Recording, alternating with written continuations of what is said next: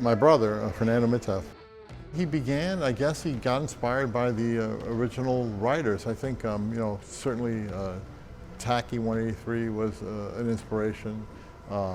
There's a particular writer that lived in our neighborhood, Checker 170, and he would refer to him as his hero. And so Checker 170 lived literally like 2 or 3 blocks away. The phenomenon was happening where whenever you'd go somewhere, there'd be writings on the walls and things like that. And he got very interested in like, oh, what's going on here? I guess like anyone else. So he was quite young. I think he was about 10 years old when he first started getting involved. He started off as Stein 169. That was like his first tag when he was an early graffiti writer. That's what he would write with, Stein 169. Then he adopted Nic 707 because he thought Nic, like nickname, is something that, and also it sounds like a cool name, so when people started calling him Nic.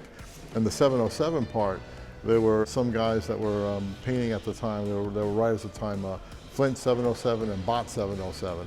And so he said, I want to be a 707 guy. I want to be a guy that does 707 too. So Nic 707, that's how it was born.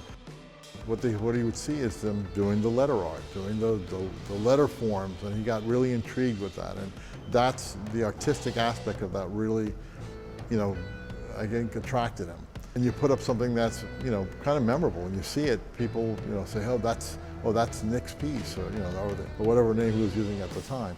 That was really like kind of his dream, like his goal was that he could keep the spirit of graffiti alive and also kind of evolve and elevate it, to a place where everyone can enjoy it.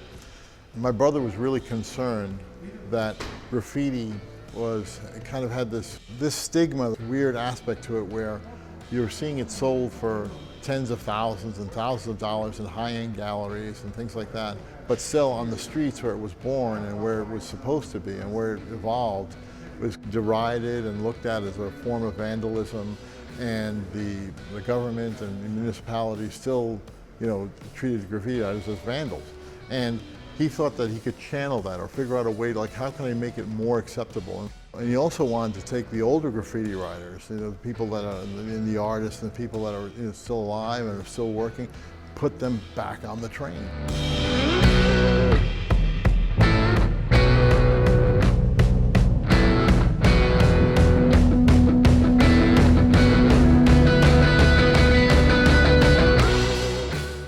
To see them back on the trains. How can I get this back on the trains where it belongs, even though it's outlawed there? So he came up with this Defame Phantom art, which is essentially creating the art in the proper format that they can go into the ad spaces. And then whenever there was an ad space that was empty, or he could take a whole car, he'd just go in there and create essentially a pop-up gallery of an exhibit that was there. The thing is the logistics of it, like when you're able to do it, during rush hour and things like that. So he'd set up these, events, impromptu. He'd go in, and he'd have a slew of art ready, and then he'd put them in and then curate them. And so, he'd put them in the train car, and there'd be, all the passengers, and he'd, talk about the paintings, they'd ask questions and take pictures. And he'd do this for like an entire run on the train. He did this many, many times. So his whole idea was this could perhaps provoke the municipality, the city government to take a look at this and say, look, graffiti is the largest art movement in the world. There's so many people engaged in it. Why doesn't New York City, take advantage of this? There's so many people that want to write. There's so many people that want to get their art out there. They could dedicate entire stations, to graffiti artwork, or entire trains, and there could be special trains, and it would be like a tourist attraction. It would be like literally a reason to visit New York, have an entire station dedicated to this. And they could, he even saw it as almost kind of like a museum where people would, curate it, and people over time would cycle out art. There'd always be new art, it'd always be fresh, it would always reflect, evolving values and things like that. In society, and it would be modern. And this is in New York City, he saw as being one of the places where graffiti was born and popularized. I think it's a wonderful opportunity that the library has given me to present my brother's art. And I would like to take it even further, as far as a touring exhibition around the country, also to get the story, like how he developed it. And it's very inspiring for other artists. I mean, that's the other thing too about art being in the public space, that it inspires people to create. And create is like a natural, for human beings, creation is a natural impulse. And so when they see someone do something, they want to do it as well. They want to see how well they can do it. And not only that, they also, whatever their particular talents are, they may inspire them to do something else in another field. So it's like, wow, that. And for my brother was all about, do what you, share what makes you feel, I wish my brother were here to tell you, because he was far more eloquent, very, very passionate about his art. And yeah.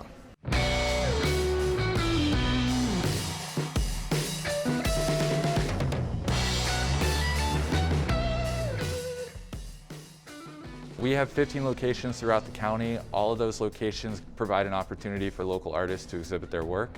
If anyone's interested in displaying their artwork, they just go to our website, ocls.info/art, and there'll be more information about how they can get involved. I think in general it's important to have art in public spaces because I think creativity definitely lends itself to a vibrant community, so that shouldn't be hidden behind any types of paywalls or paid admission.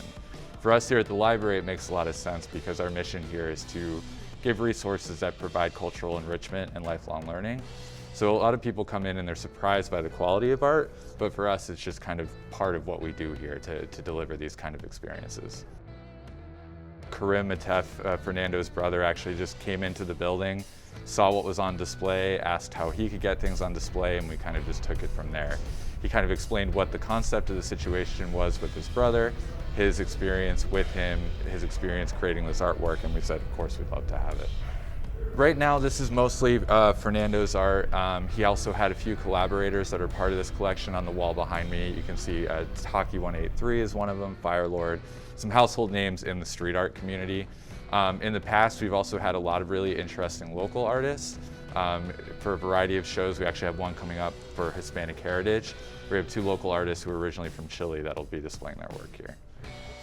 We do several shows throughout the year that incorporate lots of different types of artists from around the community. One of the big ones is we have in March and April is called Celebrating the Genius of Women in the Arts, and it's all local female artists. And they could do kind of a competition each year here on the walls, but we've had some really awesome artists, local artists that have gone on to do really amazing things. So we're excited to do that every year. And then, like I said, we always do Hispanic Heritage. So this year it's Carlos Alberto Quintero and Alberto Gomez will be here September and October to do a show.